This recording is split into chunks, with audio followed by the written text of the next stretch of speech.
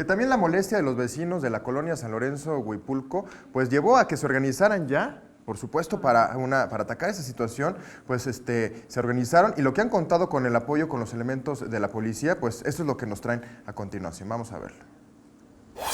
Hartos de la inseguridad, hace 2 años, vecinos de la colonia San Lorenzo Huipulco exigieron mayor seguridad a las autoridades con un plantón en plena calzada de Tlalpan. Para atenderlos, la Secretaría de Seguridad Pública se puso de acuerdo con su organización para formar parte de sus grupos de redes digitales y así atender sus denuncias de manera inmediata. Se comunica simultáneamente en los grupos en el de vecinos y en el de seguridad.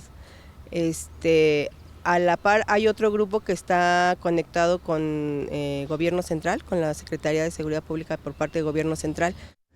Su funcionamiento fue tan eficiente que el grupo ha servido para solucionar otros problemas como luminarias, basura, violencia familiar, algún asunto de salud, entre otras, pero siempre conscientes de que no pueden actuar con violencia o violando derechos.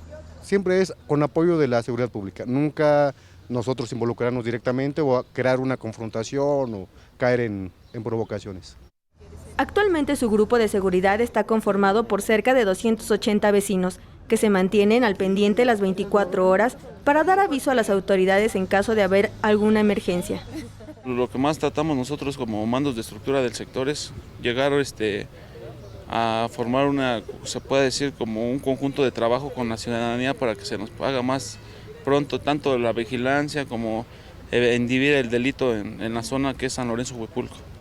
Gracias a su organización, han logrado la detención de 6 personas por delitos de robo, asesinato o robo a casa-habitación. Con imágenes de Manuel Hernández, Mariana Sánchez, 21 Noticias.